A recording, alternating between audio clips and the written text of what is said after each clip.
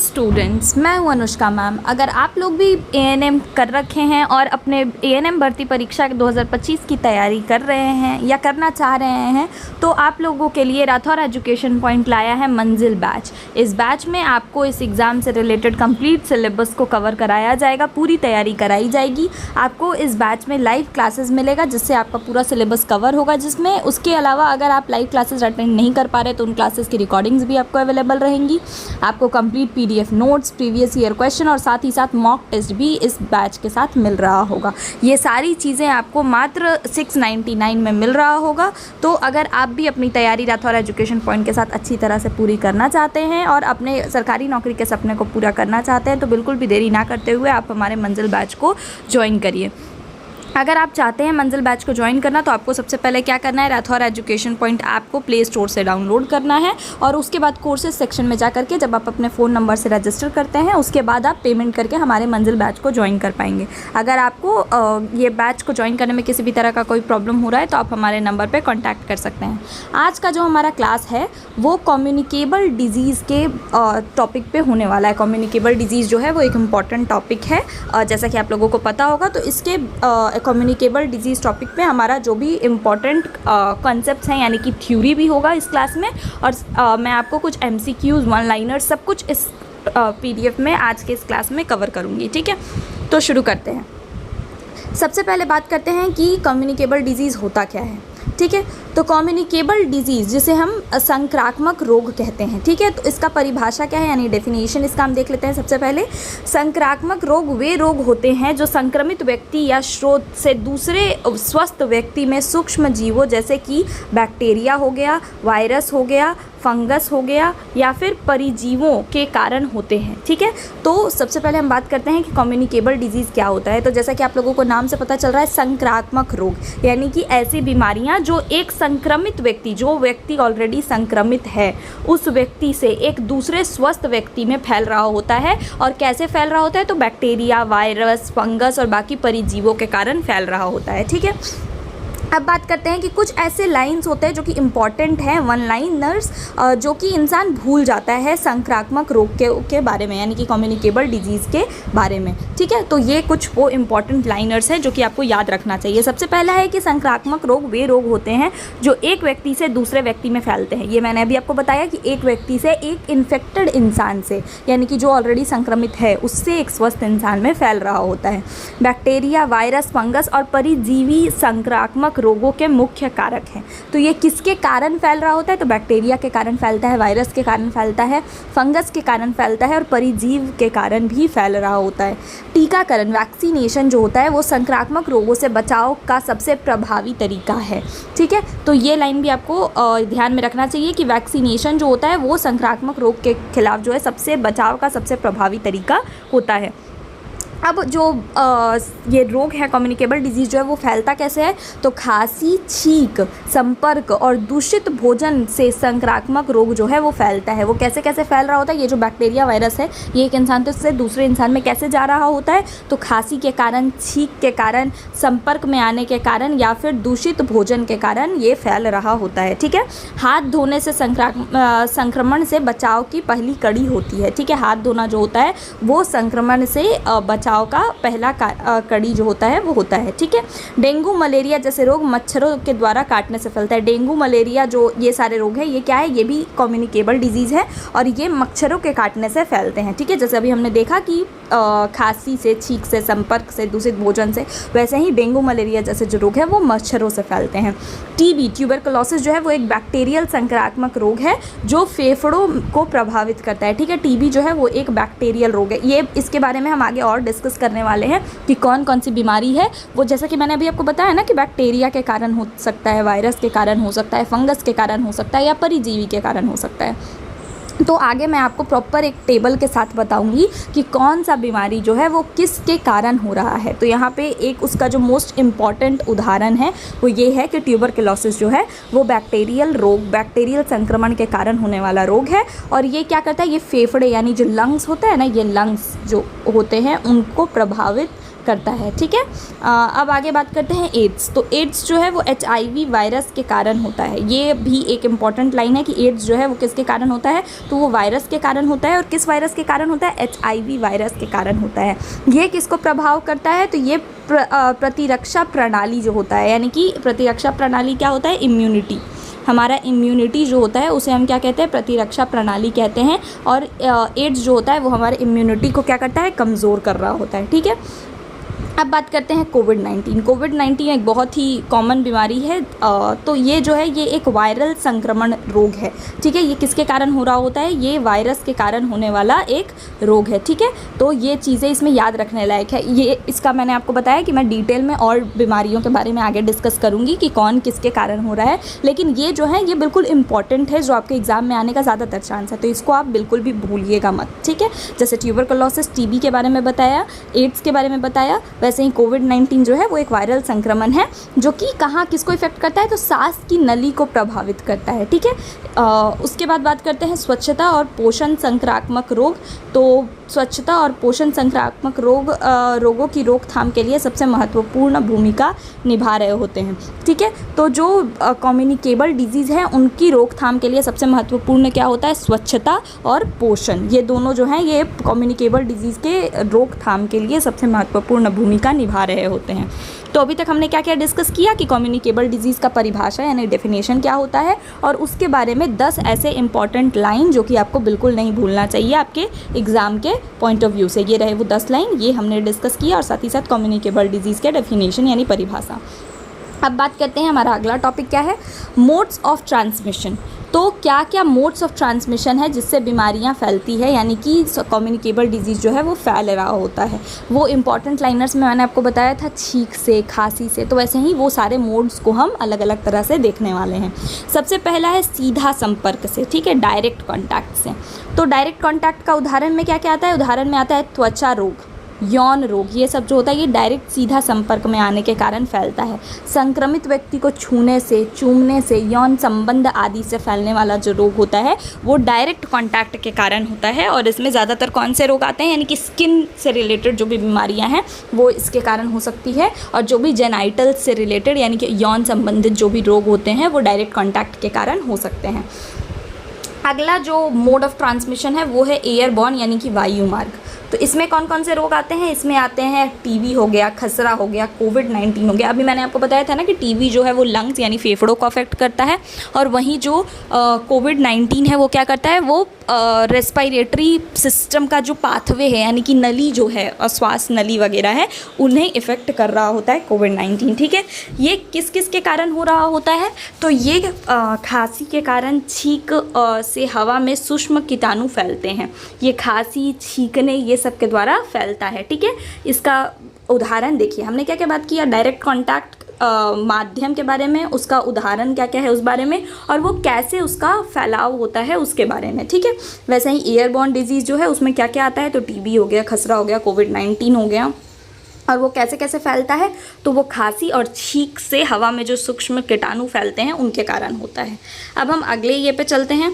तो अगला है हमारा जल एवं भोजन। ठीक है, तो जल एवं भोजन के द्वारा जो चीज़ें जो फैलाव है वो भी हो सकता है, यानी कि संक्रामक रोग जो हैं वो एक से दूसरे में फैल सकते हैं। ठीक है, इसका उदाहरण क्या क्या है, तो इसके उदाहरण में आता है हैजा और टाइफॉइड। हैजा, टाइफॉइड जो है वो दूषित खाने और पानी से फैलने वाला एक ये है, बीमारियां हैं। ठीक है, इसमें क्या होता है, इसमें दूषित जल और भोजन से फैलता है। ये कैसे फैलता है, दूषित जल और भोजन से फैल रहा बीमारी है। कौन कौन सा है, एग्जाम्पल्स बहुत इंपॉर्टेंट है, आपको ये बिल्कुल नहीं भूलना है। उदाहरण क्या क्या है, हैजा और टाइफॉइड।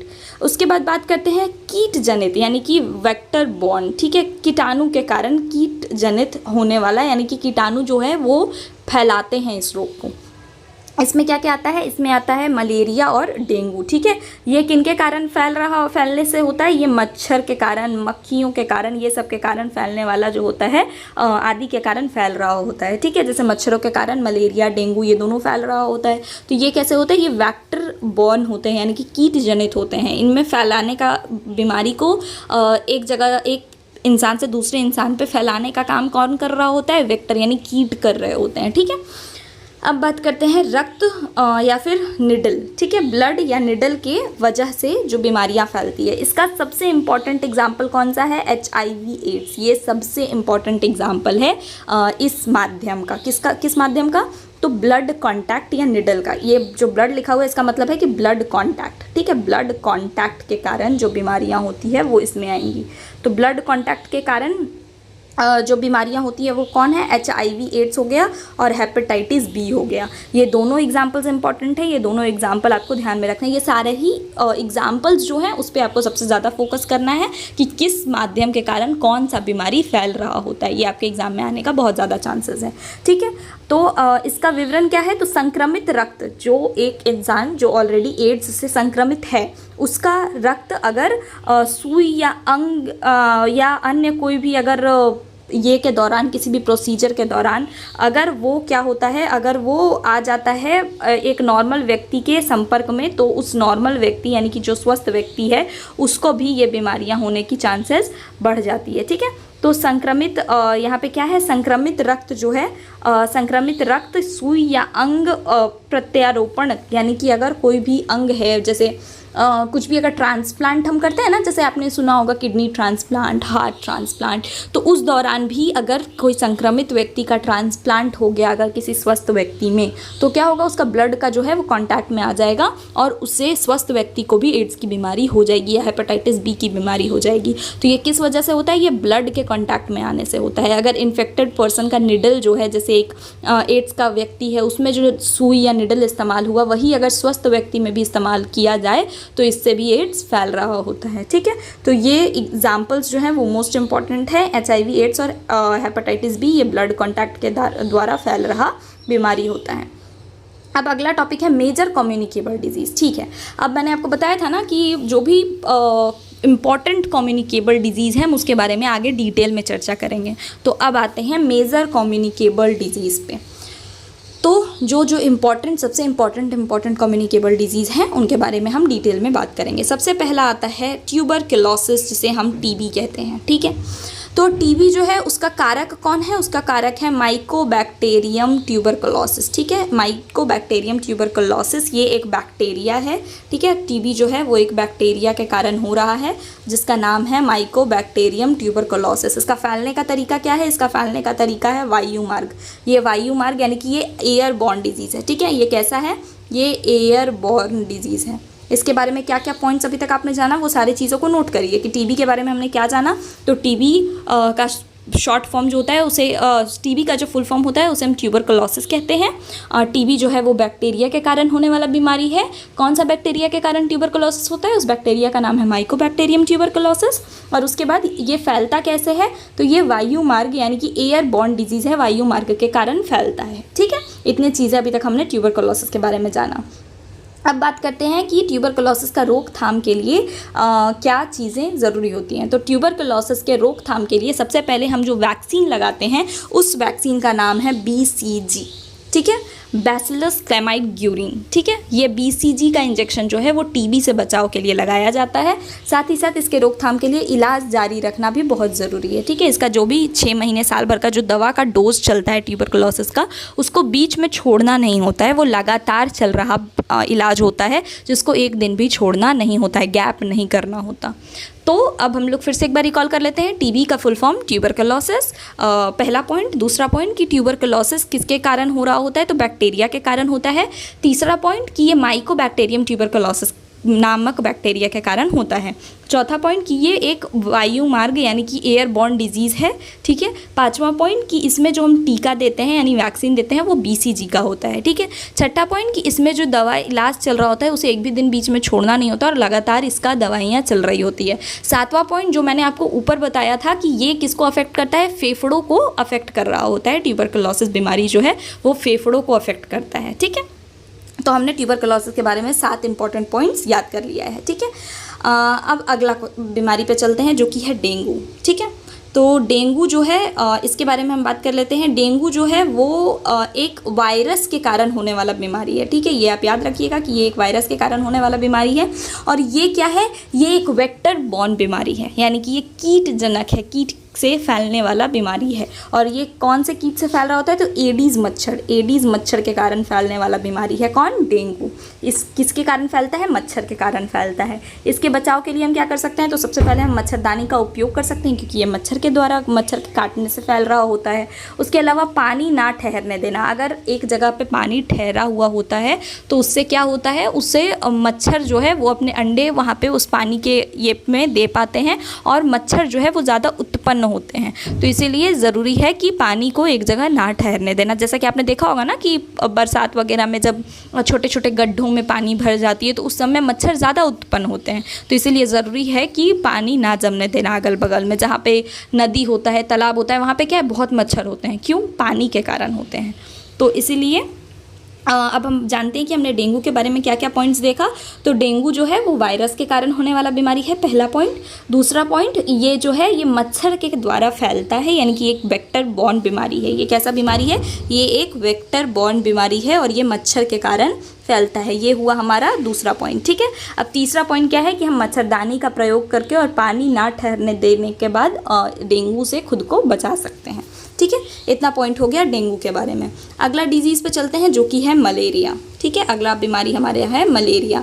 मलेरिया जो है वो परिजीवी के कारण फैलने वाला बीमारी है। उस परिजीवी का नाम क्या है? उस परिजीवी का नाम है प्लाज्मोडियम।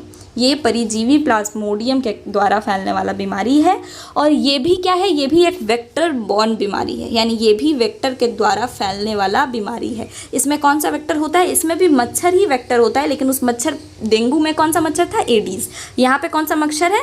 एनोफिलीज़। और मैं आपको एक और बात बता दूं कि यहाँ पे जो एडीज़ और एनोफिलीज़ दोनों मच्छर हैं, ये दोनों मादा मच्छरें होती हैं, मतलब कि ये फीमेल एनोफिलीज़ होती है। मेल एनोफिलीज़ के काटने से कभी मलेरिया नहीं होता। मेल एडीज़ मच्छर के काटने से कभी भी डेंगू नहीं होता। हमेशा कौन काट रही होती है? फीमेल, ठीक है। तो ये पूरा यहाँ पे अटैच कर सकते हैं कि फीमेल एनोफिलीज़ मच्छर के काटने के कारण क्या होता है? मलेरिया होता है। इसमें नियंत्रण के लिए क्या होता है? मच्छर का नियंत्रण करना और दवा जो होता है वो चल रहा होता है। तो अब हम लोग बात करते हैं कि हमने मलेरिया के बारे में अभी तक कितने पॉइंट्स जाने। तो सबसे पहला पॉइंट है कि मलेरिया जो है वो परिजीवी के कारण होने वाला एक बीमारी है, जिस परिजीवी का नाम है प्लाज्मोडियम, ठीक है। दूसरा पॉइंट है कि ये वेक्टर के द्वारा फैलने वाला बीमारी है, जिस वेक्टर का जो वेक्टर क्या है? फीमेल एनोफिलीज़ मच्छर, ठीक है। उसके बाद तीसरा पॉइंट क्या है कि इससे हम कैसे कंट्रोल कर सकते हैं? तो दवा और मच्छर के नियंत्रण से हम मलेरिया से खुद को बचा सकते हैं, ठीक है। ये हो गया मलेरिया की बात। अब अगला डिजीज़ पे चलते हैं जो कि है कोविड-19, ठीक है। तो कोविड-19 डिजीज़ के बारे में अब हम बात करते हैं।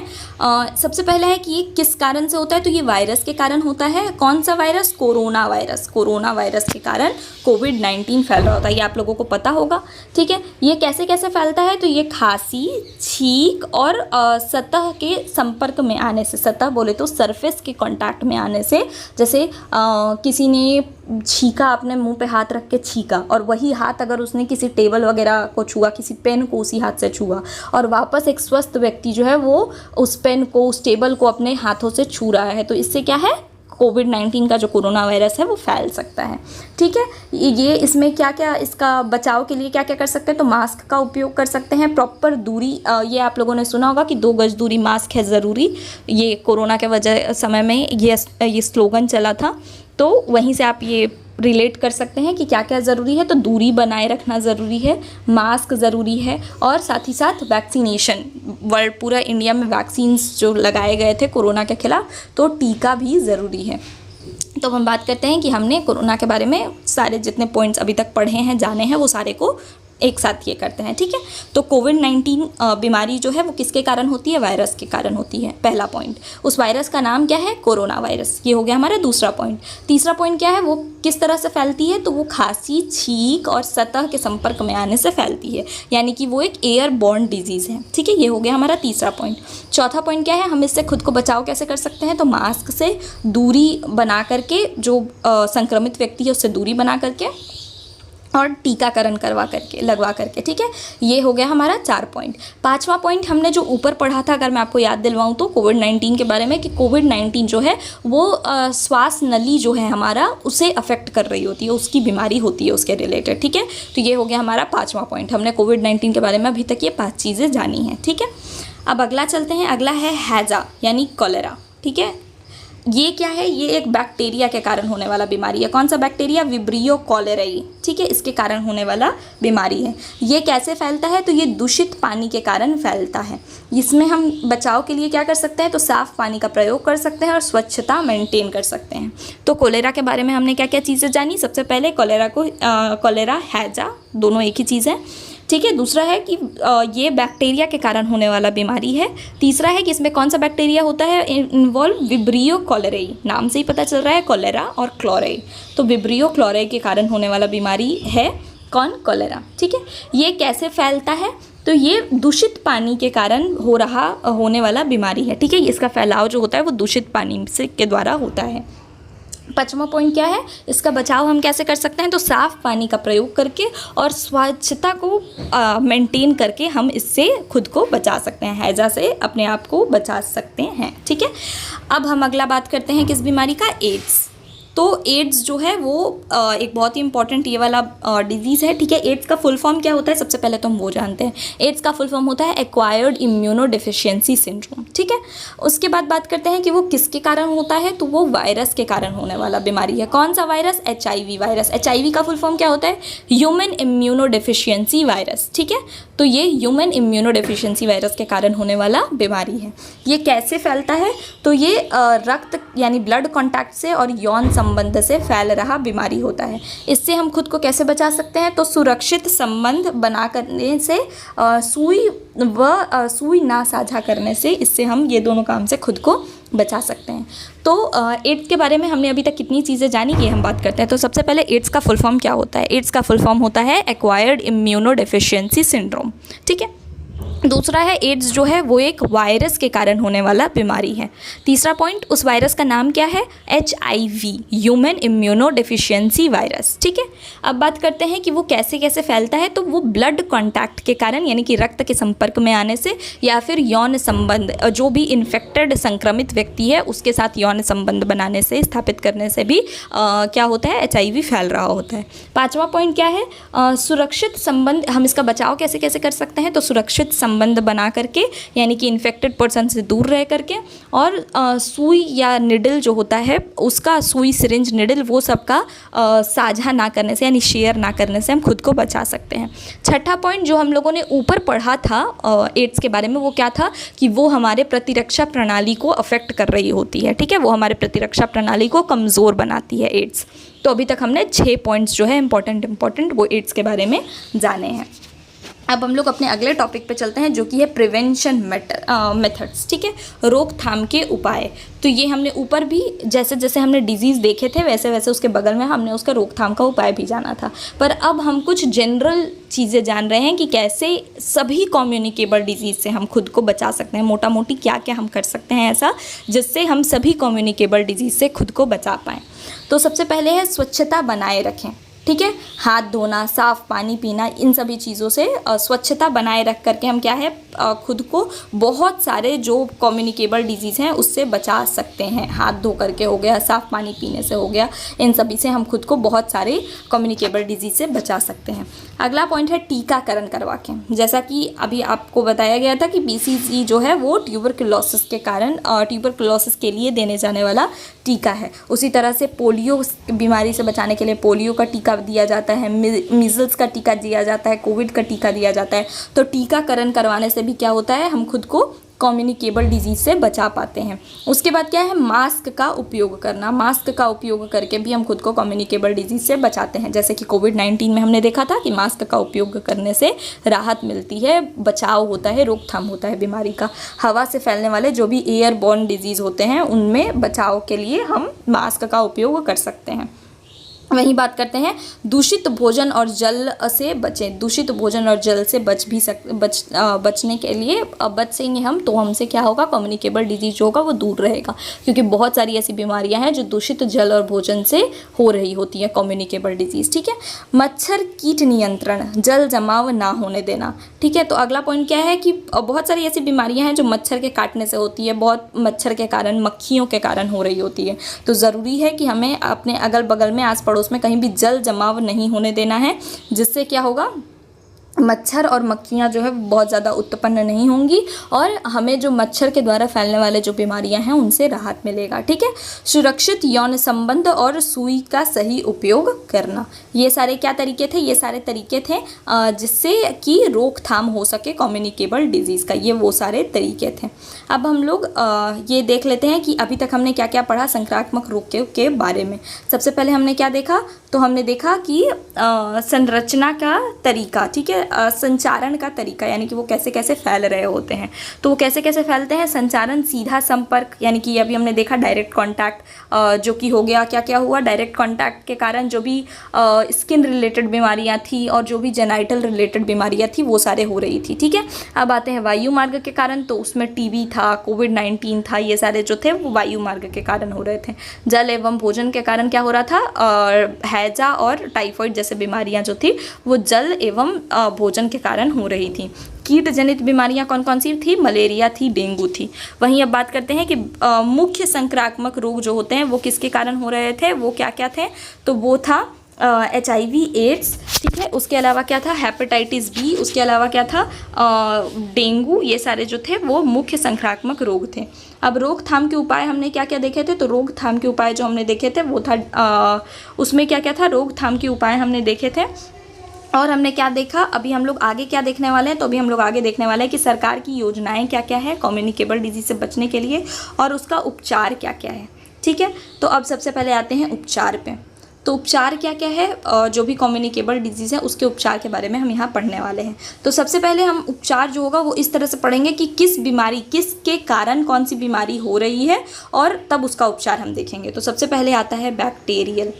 तो बैक्टीरियल बीमारियां किसकी, कौन कौन सी बीमारियां होती हैं? टाइफाइड हो गया, टीबी हो गया, ये क्या है? बैक्टीरियल बीमारी है। तो बैक्टीरियल बीमारी के लिए हम क्या उपचार देंगे? एंटीबायोटिक्स। एंटीबायोटिक्स जो होते हैं वो बैक्टीरिया को मारने वाले, ख़त्म करने वाले जो होते हैं वो दवाइयाँ होती हैं। तो बैक्टीरिया के कारण जो भी बीमारियाँ हो रही है जैसे टाइफाइड हो गया, टीबी हो गया, तो उसमें हम एंटीबायोटिक्स देंगे। अब आते हैं वायरस के कारण होने वाली बीमारियाँ जिसे हम वायरल डिजीज़ भी कहते हैं। इसमें क्या क्या आता है? डेंगू हो गया, कोविड-19 हो गया। तो इसमें हम क्या कर सकते हैं? वायरस के लिए हम क्या कर सकते हैं? लक्षणों का इलाज कर सकते हैं और विश्राम करने को कह सकते हैं। वायरस को ख़त्म करने के लिए ऐसा कोई दवा नहीं होता स्पेसिफिक, तो इसीलिए हम उसमें क्या करते हैं? उसमें जो लक्षण दिख रहा है उसका उपचार करते हैं, उससे राहत देने की कोशिश करते हैं, उससे राहत देने के लिए इलाज करते हैं और साथ ही साथ विश्राम करने को कहते हैं। अब आते हैं परिजीवी पे। तो परिजीवी के कारण फैलने वाला बीमारी कौन सा है? मलेरिया। तो अब इसमें हम क्या कर सकते हैं? इसमें हम एंटी पैरासाइटिक दवाइयाँ दे सकते हैं। ठीक है। अब आते हैं फंगल पे। तो फंगल बीमारियां जो है वो कैसे होते हैं? स्किन इन्फेक्शन के कारण हो रहा होता है। इसमें क्या करते हैं? हम एंटी फंगल दवाएं देते हैं। स्किन इन्फेक्शन में आपने देखा होगा एंटी फंगल बहुत सारे एंटीसेप्टिक दवाइयां आती हैं, एंटी फंगल ऑइंटमेंट्स, मलहम आते हैं, मरहम। तो वो सारे मरहम जो होते हैं वो एंटी फंगल होते हैं। ठीक है। अब बात करते हैं आगे सरकारी योजनाओं के बारे में। मैंने अभी भी आपको कहा था कि मैं आपको आगे डिस्कस करने वाली हूँ कि क्या क्या सरकारी योजनाएं जो हैं वो सरकार के द्वारा चलाए गए हैं कम्युनिकेबल डिजीज़ से बचाव के लिए। तो उसके बारे में हम अभी बात करने वाले हैं। ठीक है। तो सरकार ने क्या है, बहुत सारे ऐसे प्रोग्राम्स लाए हैं, बहुत सारी ऐसी योजनाएं लाई हैं जिसके थ्रू वो जो कम्युनिकेबल डिजीज़ है उसको कंट्रोल करने के लिए लाए है। टीबी नियंत्रण के लिए जो प्रोग्राम गवर्नमेंट द्वारा लाया गया है। दूसरा है मिशन इंद्रधनुष, इसमें बच्चों के टीकाकरण के लिए ये प्रोग्राम चलाया गया है। तीसरा है स्वच्छ भारत अभियान, ये स्वच्छता के लिए ताकि जो कम्युनिकेबल डिजीज़ है उससे रोकथाम हो सके, उसके लिए ये प्रोग्राम जो है वो गवर्नमेंट द्वारा चलाया गया है। उसके अलावा जो अगला प्रोग्राम यहाँ पे है वो है पल्स पोलियो अभियान। इसमें पोलियो के लिए बीमारी के लिए रोकथाम के लिए ये प्रोग्राम चलाया गया है। ठीक है। तो ये कुछ गवर्नमेंट प्रोग्राम्स थे जो कि कम्युनिकेबल डिजीज़ से रोकथाम या बचाव के लिए सरकार द्वारा लाए गए हैं। हमारा अगला टॉपिक है कि हम पहले जो अभी तक हमने पढ़ा वो टोटल को एक बार रिवाइज कर लेते हैं कि संक्रमण को रोकने के लिए हाथ धोना है। ठीक है। मच्छर मारने से क्या होगा? पोलियो से बचाव होगा। बीमारी मत फैलाओ, खांसो तो रुमाल लगाओ। इसके अलावा हर बच्चा हर टीका समय पर। उसके अलावा क्या है, एक और जो स्लोगन है वो है दूषित जल से रोग, स्वच्छ जल से सेहत। ये क्या है? ये सारे स्लोगन हैं जो कुछ कुछ सरकार द्वारा ही चलाए गए हैं कम्युनिकेबल डिजीज़ से रोकथाम के लिए। हमारा अगला टॉपिक है कि अतिरिक्त रोकथाम के उपाय, जो एक्स्ट्रा प्रिवेंशन टिप्स हैं, ठीक है। तो सबसे पहला क्या है, हाथ धोना, ये तो हमने ऊपर भी देखा था। इसके अलावा है स्वच्छ पानी का सेवन करना। इसके अलावा है मच्छरदानी का प्रयोग करना, ताकि जो भी मच्छर से होने वाली बीमारियां हैं उससे रोकथाम उसका हो सके। खुले में शौच ना करना, ताकि मच्छर वगैरह के, मक्खी वगैरह के कारण जो बीमारियां होती है उससे भी बचाव हो सके, और दूषित जो फल वगैरह उगते हैं उसमें भी कुछ भी दूषित ना हो, ठीक है। नियमित टीकाकरण करवाना और भीड़ में मास्क का प्रयोग करना, ताकि एयरबॉर्न डिजीज़ यानी कि जो वायु से संक्रमण हो रही बीमारियां होती है उनसे बचाव हो सके। हम आगे बात करते हैं हमारे अगले टॉपिक की तरफ, जो कि है संक्रामक रोग जो हैं, यानी कि संक्रामक रोग से रंग कोड चार्ट, ठीक है। तो रंग कोड चार्ट में सबसे पहला रंग है हरा। हरा रंग क्या है, तो हरा रंग बैक्टीरियल रोगों के लिए है, इसमें संक्रमण बैक्टीरिया से हो रहा होता है। अगला कोड क्या है, लाल रंग। तो लाल रंग का कोड जो हम किसके लिए यूज़ करते हैं, ये हम यूज़ करते हैं वायरल रोगों के लिए, इसमें वायरस से फैलने वाले रोग जो होते हैं उनके लिए हम लाल रंग इस्तेमाल करते हैं। पीला रंग जो है वो हम किसके लिए इस्तेमाल करते हैं, तो पीला रंग कोड जो है वो हमारा इस्तेमाल होता है परिजीवों के लिए, ठीक है। जो भी परिजीवी के कारण रोग होते हैं उनके लिए पीला रंग इस्तेमाल होता है, ठीक है। मच्छर आदि इसमें इंक्लूडेड होते हैं। अगला है नीला रंग। नीला रंग जो है वो जल जनित रोग, दूषित जो होते हैं उनके लिए, जो दूषित पानी और दूषित खाना से फैलने वाले जो रोग होते हैं उनके लिए हम नीला रंग का इस्तेमाल करते हैं। अगला क्या है, हम एक चार्ट देखने वाले हैं जिसमें ये कलर कोड इंक्लूडेड है। तो टीबी जो है वो टीबी के लिए कौन सा कलर कोड इस्तेमाल हुआ है, टीबी एक बैक्टीरियल बीमारी है, इसलिए इसके लिए हरा कलर कोड इस्तेमाल हुआ है। इसका उपचार क्या है, एंटीबायोटिक देना, ठीक है। अगला बात करते हैं टाइफॉइड। तो टाइफॉइड क्या है, टाइफॉइड एक बैक्टीरियल बीमारी है, अगेन इसका एंटीबायोटिक हम इसमें देते हैं और इसमें हरा रंग इस्तेमाल होता है। अगला है डेंगू। डेंगू एक वायरल बीमारी है, इसमें तरल और विश्राम देते हैं, यानी कि तरल जो भी लिक्विड चल रहा होता है, NS हो गया, RL हो गया, तो वो सारी चीज़ें तरल के अंतर्गत आई, और इसमें हम लाल कोड इसको दे रहे होते हैं डिनोट करने के लिए। अगला है मलेरिया। मलेरिया जो है वो परिजीवी प्लाज्मोडियम के कारण होता है, इसमें हम एंटी मलेरियल दवाएं देते हैं और इसका कलर कोड क्या है, पीला।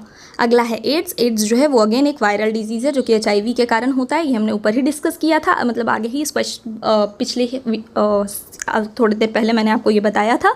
इसमें रंग कोड क्या इस्तेमाल होता है, लाल, ठीक है। अगले हम बात करते हैं क्या है, वो हमारा है मीज़ल्स, ठीक है। मीज़ल्स जो है वो एक वायरस के कारण होने वाली बीमारी है और इसमें जो आराम और देखभाल ही हम कर पाते हैं, ठीक है।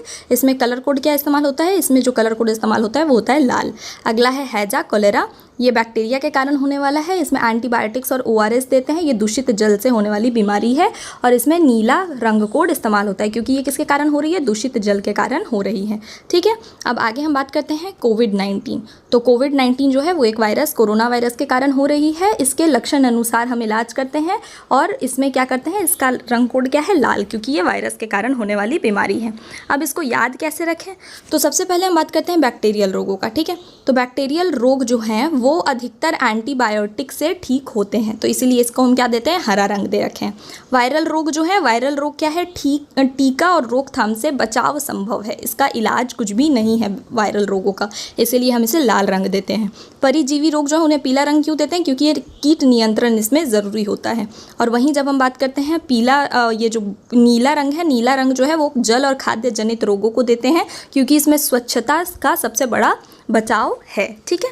तो आई होप कि आपको ये कोड्स जो हैं ये इन सारी बातों से याद हो गई हों। अब हम आगे बात करते हैं, तो ये क्या है, ये पूरा का पूरा चार्ट है कि आप कैसे अभी तक जितने डिजीज़ मैंने आपको, इसमें से सारी चीज़ें मैंने ऑलरेडी कवर कर दिया है, आपको बता दिया है, ये बस उसका एक चार्ट के रूप में, अगर आप चाहें तो आप इसका एक स्क्रीनशॉट भी ले सकते हैं, ठीक है।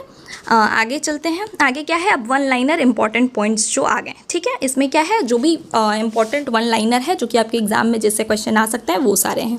तो चलिए शुरू करते हैं। सबसे पहला है संक्रामक रोग एक व्यक्ति से दूसरे व्यक्ति में फैलते हैं, ये मैंने ऊपर ही बताया। टीबी किसके कारण से होता है, माइकोबैक्टीरियम ट्यूबरकुलोसिस के कारण होता है। डेंगू वायरस एडीज मच्छर के फैलने से होता है, अगर ऑप्शन में फीमेल एडीज भी लिखा हो तो कंफ्यूज मत होइएगा।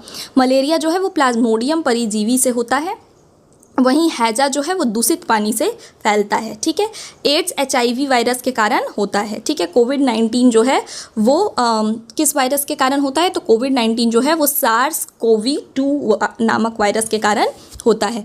BCG का टीका किसके लिए देते हैं? टीबी से बचाव के लिए देते हैं। MMR का टीका जो है वो खसरा, मम्स और रूबेला से बचाने के लिए देते हैं। वहीं पल्स पोलियो अभियान जो है वो भारत में पोलियो मिटाने के लिए चलाया गया था। संक्रामक रोग जो है वो बैक्टीरिया, वायरस, फंगस और परजीवी से होते हैं। ठीक है, वायरल रोगों का मुख्य इलाज क्या होता है? लक्षण आधारित होता है, इसका कोई भी दवा नहीं होता, ये लक्षण आधारित इलाज इसमें चल रहा होता है। अगला देखते हैं, हाथ धोना संक्रमण से बचाव की पहली कड़ी होती है। खांसी और छींक से फैलने वाले रोगों का एग्जाम्पल क्या क्या होता है? टीबी, खसरा, कोविड-19। ठीक है, ये सब क्या है? खांसी और छींक से फैलने वाले रोग हैं। वहीं ORS घोल जो है वो हैजा और डायरिया में जीवन रक्षक होते हैं, क्योंकि ये दूषित जल के कारण होता है। तो इसमें जो इलेक्ट्रोलाइट का बैलेंस है, ठीक है, इलेक्ट्रोलाइट का बैलेंस जो है वो किसके कारण होता है? ORS के कारण संभव हो पाता है। तो डायरिया और हैजा में जीवन रक्षक क्या होता है? ORS होता है। ORS का फुल फॉर्म क्या होता है? Oral rehydration solution. ठीक है, आगे चलते हैं और वन लाइनर्स की तरफ। तो टाइफॉइड का कारण बैक्टीरिया सैल्मोनेला टाइफाई है। टाइफॉइड जो होता है वो किसके कारण होता है? सैल्मोनेला टाइफाई के कारण होता है, नामक बैक्टीरिया के कारण होता है। एड्स का पूरा नाम मैंने आपको ऑलरेडी बता दिया था, एक्वायर्ड इम्यूनोडेफिशिएंसी सिंड्रोम होता है। ठीक है, मलेरिया की पहचान फीवर, थरथरी और पसीना होता है। कपकपी वाला, थरथरी वाला फीवर, पसीना और ये क्या होता है? मलेरिया की पहचान होती है। एडीज मच्छर दिन में काटता है और डेंगू फैलाता है। एडीज मच्छर जो होता है वो दिन में काटता है और डेंगू कर रहा होता है। ठीक है, वहीं एनोफिलीज मच्छर जो होता है वो रात में काटता है और मलेरिया कर रहा होता है। ठीक है, अब बात करते हैं खसरा यानी मीजल्स। तो इसके लक्षण क्या होते हैं? इसके लक्षण होते हैं रैशेस और बुखार। स्किन पे जो रैशेस लाल लाल होते हैं वो, और बुखार जो होता है वो मीजल्स के लक्षण होते हैं। वहीं हैजा, कोलेरा की बात करें तो उसमें पतला दस्त और निर्जलीकरण यानी कि डिहाइड्रेशन हो रहा होता है। ठीक है, अब बात करते हैं HIV वायरस। तो HIV वायरस शरीर में क्या करता है? प्रतिरक्षा प्रणाली को कमज़ोर करता है। पोलियो क्या है? पोलियो एक वायरल रोग है जो बच्चों को लंकवा दे सकता है। ठीक है, वहीं बात करते हैं डेंगू। तो डेंगू में क्या होता है? प्लेटलेट काउंट जो होता है वो कम हो जाता है। डेंगू में क्या होता है? प्लेटलेट काउंट कम हो जाता है। इन्फ्लुएंजा क्या है? तो यह एक वायरल रोग है जिसमें सर्दी जुकाम जैसा होता है। ठीक है, वहीं बात करते हैं टीबी। तो टीबी मुख्यतः फेफड़ों को प्रभावित करती है। ये मैंने आपको ऊपर भी बताया था कि टीबी जो क्या करती है? फेफड़ों को प्रभावित करती है। जन्म के तुरंत बाद BCG और हेपेटाइटिस B का टीका दिया जाता है। जन्म के तुरंत बाद 2 इंजेक्शंस दिए जाते हैं। क्या क्या? BCG और हेपेटाइटिस B।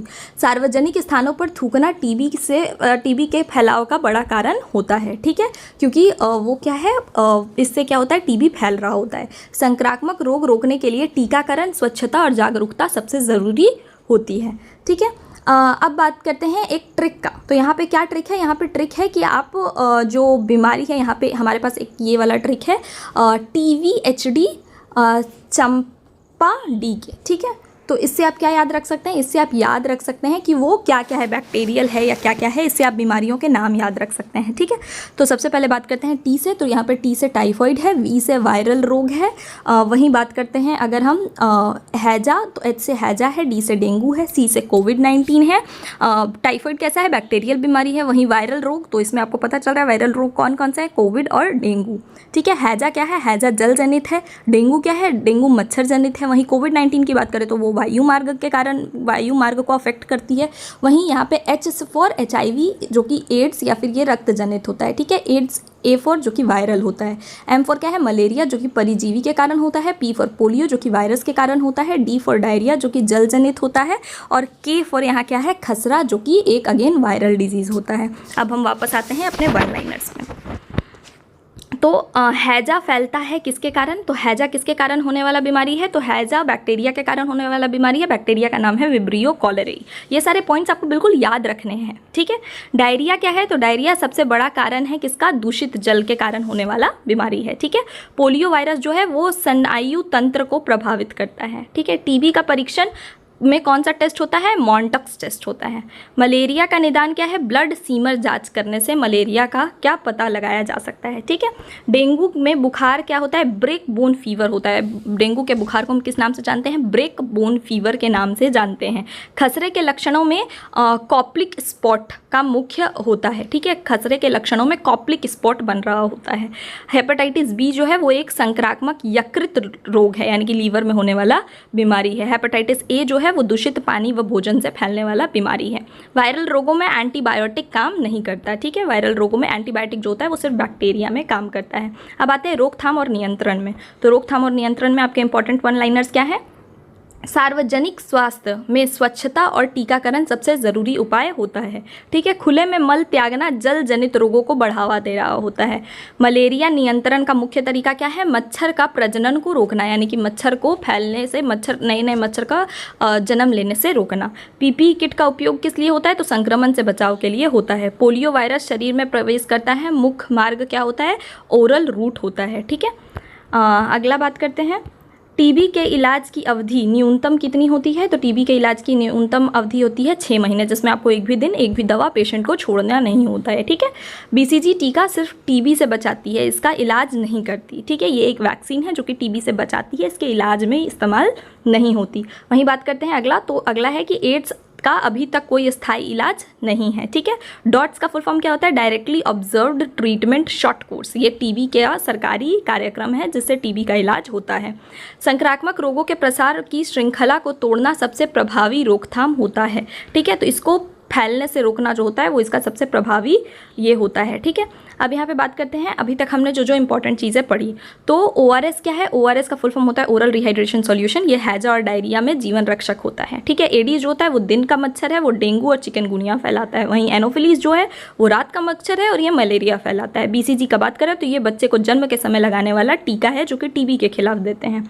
वहीं पल्स पोलियो क्या है? 5 साल से कम उम्र के बच्चों को 2 बूंद जिंदगी की दे रहे होते हैं। मास्क और दूरी बनाने से क्या होता है? वायरल रोग से बचाव होता है। आगे चलते हैं, रोग लक्षण और पहचान। तो इसमें सबसे पहला जो वन लाइनर है वो क्या है? डेंगू में त्वचा पर चकते और तेज़ बुखार होता है। अभी मैंने बताया था रैशेस और बुखार। ठीक है, मलेरिया में बुखार ठंड के साथ आता है। वहीं बात करते हैं तो टीबी में रात को पसीना आना और वजन घटना सामान्य लक्षण होता है। एड्स की पुष्टि के लिए हम एलिजा टेस्ट करते हैं, वह वेस्टर्न ब्लॉट टेस्ट भी कर रहे होते हैं। ये 2 टेस्ट का नाम आपको याद रखना है।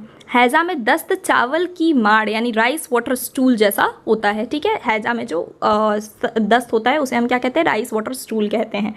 पोलियो में हाथ पैर में कमज़ोरी व लंकवा होती है। किसमें? पोलियो में। ठीक है, खसरे की शुरुआत बुखार और कॉप्लिक स्पॉट से होता है। ठीक है, खसरे में, मीजल्स में मैंने बताया कि क्या होता है? बुखार और कॉप्लिक स्पॉट देखने को मिलता है।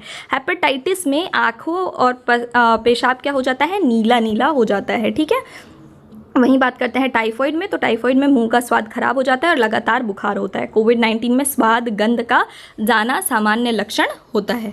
अब बात करते हैं टीकाकरण और बचाव संबंधित जो इंपॉर्टेंट पॉइंट्स हैं। तो एमएमआर वैक्सीन जो होता है वो 9 महीने पे या फिर और 16 से 24 महीने की उम्र पर दी जाती है। ठीक है, हेपेटाइटिस बी वैक्सीन जो है वो जन्म के 24 घंटे के अंदर में दी जाती है। डीपीटी का टीका जो है वो 6, 10 और 14 सप्ताह की उम्र में बच्चे को लगाई जाती है। वहीं ओपीवी यानी ओरल पोलियो वैक्सीन जो है उसे जीवन के 2 बूंद कहा जाता है। ठीक है, क्योंकि ये पोलियो से बचाव के लिए ये वैक्सीन दी जाती है। रोगों को फैलने से रोकने का पहला कदम क्या होता है? रोगी को अलग करना। ठीक है, रोगी को नॉर्मल जो स्वस्थ लोग हैं उनसे दूर रखना। अब रोकथाम के लिए कुछ ज़रूरी चीज़ें हैं। स्वच्छ जल से क्या होता है? स्वास्थ्य का आधार होता है। ठीक है, उबाल कर पानी पीना हैजा और डायरिया को दूर रखता है, क्योंकि हैजा और डायरिया दोनों दूषित पानी के कारण फैलने वाला बीमारी है। टीकाकरण क्या है? रोगी से पहले सुरक्षा। ठीक है, मच्छरों को रोकना सबसे अच्छा तरीका है, पानी जमा ना होने देना। सार्वजनिक स्थानों पर थूकना अपराध होता है और रोगों का खतरा होता है। ठीक है, जैसे टीबी वगैरह का खतरा इससे बढ़ रहा होता है। RNTCP जो है वो एक सरकार के द्वारा चलाया गया प्रोग्राम है। किसके लिए? टीबी के लिए। ठीक है, ये एक राष्ट्रीय कार्यक्रम है। UIP क्या है? Universal immunisation programme. ये सभी बच्चों को टीका देने के लिए ये प्रोग्राम को चलाया गया है। वहीं बात करते हैं IDSP, तो ये रोगों की निगरानी और रिपोर्टिंग के लिए है।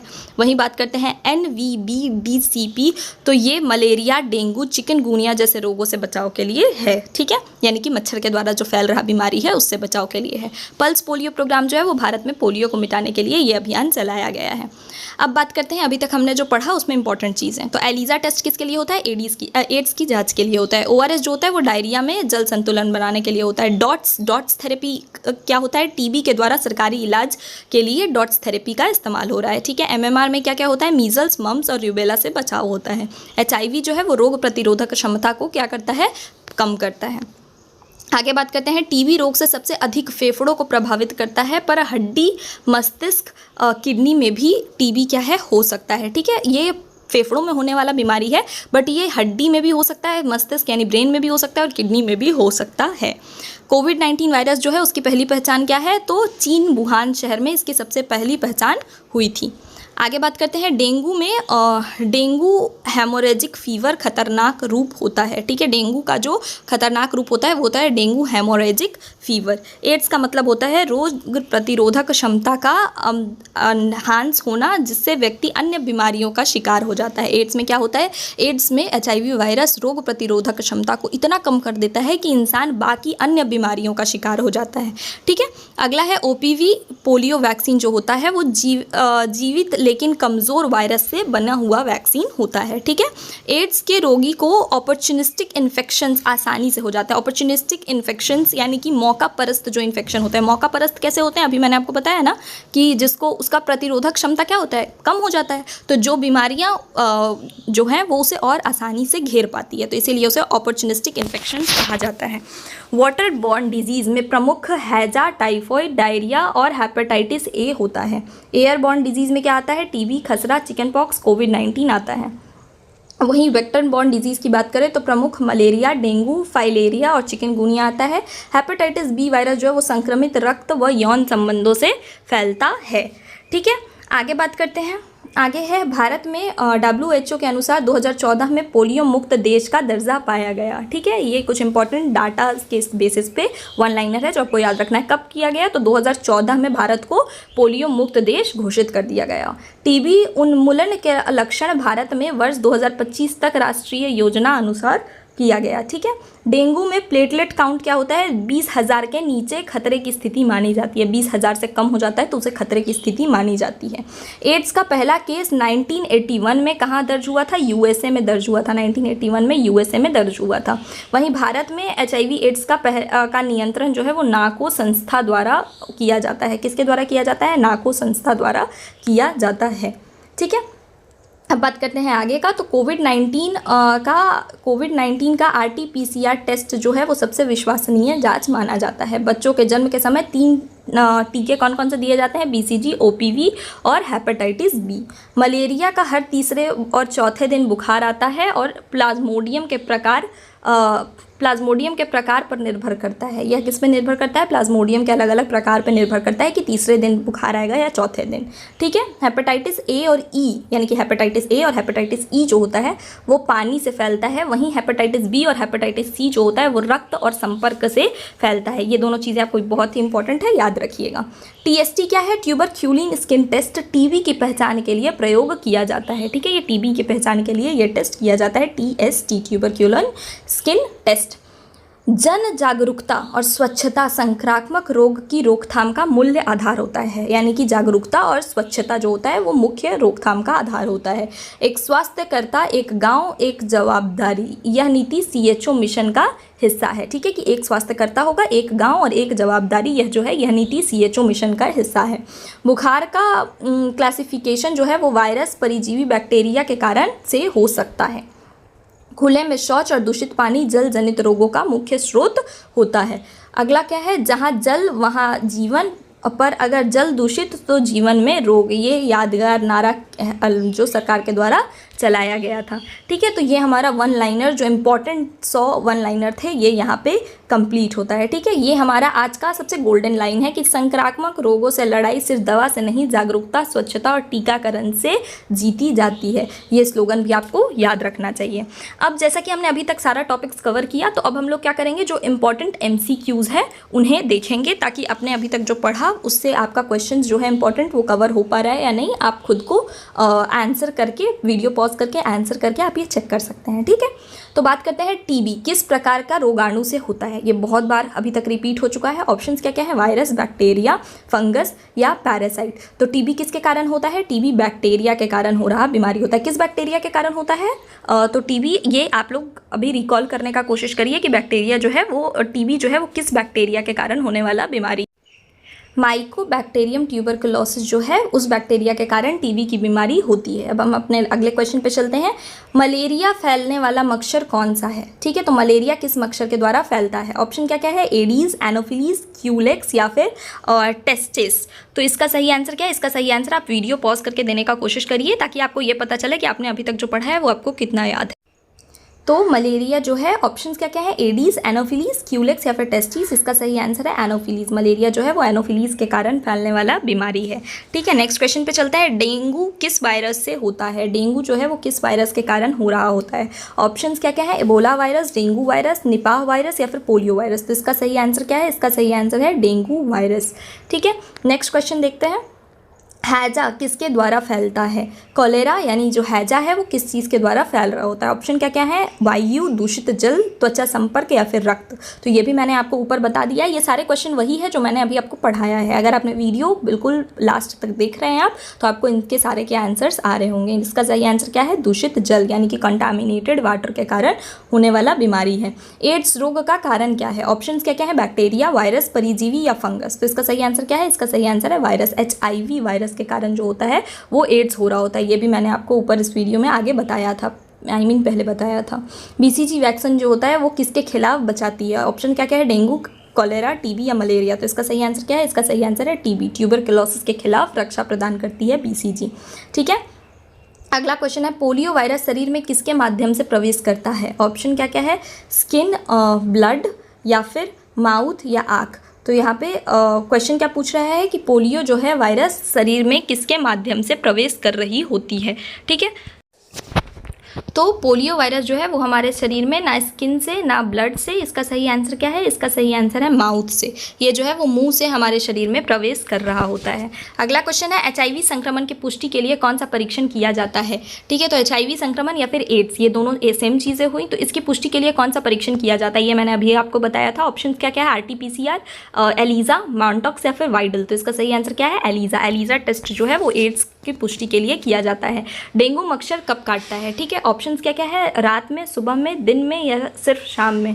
तो दिन में जो मच्छर काट रहा होता है वो डेंगू करने का उसमें ये होता है। ठीक है, डेंगू जो होता है वो दिन में काट रहे मच्छर की वजह से होता है। मलेरिया का निदान कैसे किया जाता है? ऑप्शन क्या क्या है? यूरिन टेस्ट से, ब्लड टेस्ट से, एक्सरे से या स्किन टेस्ट से। तो इसका सही आंसर क्या है? इसका सही आंसर है ब्लड टेस्ट से। मलेरिया के लिए क्या कर रहे होते हैं? ब्लड टेस्ट कर रहे होते हैं। ठीक है, अगला क्वेश्चन देखते हैं। कोविड-19 किस प्रकार का संक्रमण है? ठीक है, कोविड-19 किस तरह का इन्फेक्शन है? ऑप्शन क्या क्या है? फंगल, वायरल, बैक्टीरियल या फिर पैरासाइटिक। तो ये भी मैंने अभी आपको बताया था, ऊपर हमने डिस्कस कर रखा है आगे भी पीछे भी इस वीडियो में। तो इसका सही आंसर है वायरल। कोविड-19 जो है वो एक वायरल डिजीज़ है।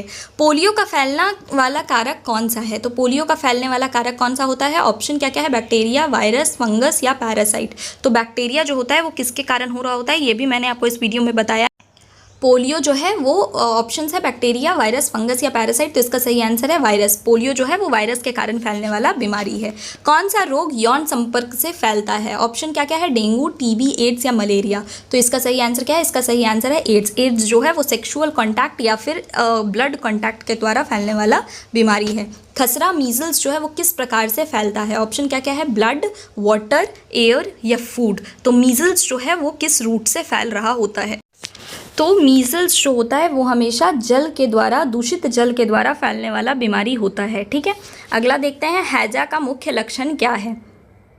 तो हैजा जो है वो उसका मुख्य लक्षण यानी कोलेरा का मुख्य लक्षण क्या होता है? ऑप्शन क्या क्या है? खांसी, वाटरी डायरिया यानी कि पतले दस्त या फिर बुखार या फिर बॉडी एक यानी कि शरीर में दर्द। तो इसका सही आंसर क्या है? इसका सही आंसर है पतले दस्त। वाटरी डायरिया जो होता है वो कोलेरा का मुख्य लक्षण है। अगला क्वेश्चन है। डेंगू में कौन सी जाँच की जाती है? ऑप्शन क्या क्या है? NS1 antigen test, ELISA test, Widal test या मॉन्टॉक्स टेस्ट। तो डेंगू जो होता है उसकी जाँच के लिए कौन सी टेस्ट की जाती है? तो डेंगू के लिए हम जो टेस्ट कर रहे होते हैं उसका नाम है NS1 antigen test. NS1 antigen test जो है वो डेंगू के डायग्नोसिस के लिए यानी डेंगू की जांच के लिए किया जाता है।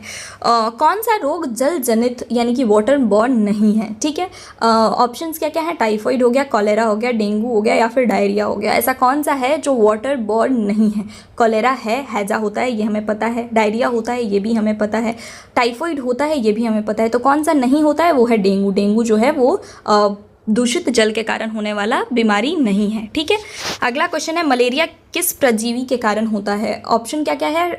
ट्रिपैनोसोमा, प्लाज्मोडियम, लेशमानिया या फिर टॉक्सोप्लाज्म। तो इसका सही आंसर क्या है? इसका सही आंसर है प्लाज्मोडियम। ठीक है, कौन सा वैक्सीन वायरस से सुरक्षा देता है? कौन सा वैक्सीन जो है वो वायरस से सुरक्षा दे रहा होता है? ऑप्शन क्या क्या है? BCG, DPT या फिर MMR या फिर टाइफॉइड वैक्सीन।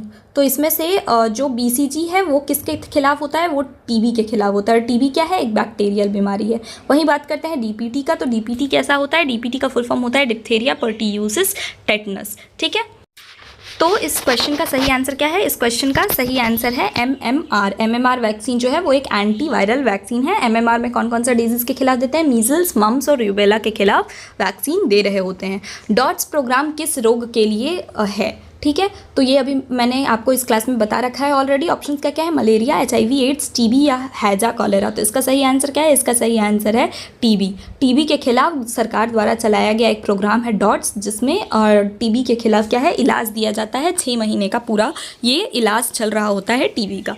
ठीक है, तो अगर आपको, आई होप कि आपके सारे क्वेश्चंस बन गए होंगे अगर आपने ये क्लास सही से अटेंड किया होगा। तो अगर आपको ये क्लास अच्छा लगा हो तो आप वीडियो को लाइक करना और channel Rathore education point channel को सब्सक्राइब करना बिल्कुल भी ना भूलें। और हाँ, अगर आपको लगता है कि आपके लिए लगातार ये क्लासेस जो लाए जा रहे हैं वो हेल्पफुल है तो आप चैनल को सब्सक्राइब करें। अगर आपने लास्ट तक ये क्लास देखा होगा तो आपका ये टॉपिक बिल्कुल अच्छी तरह से क्लियर हो गया होगा, क्योंकि ये टॉपिक का सब कुछ इस क्लास में कवर हो चुका है। तो थैंक यू सो मच।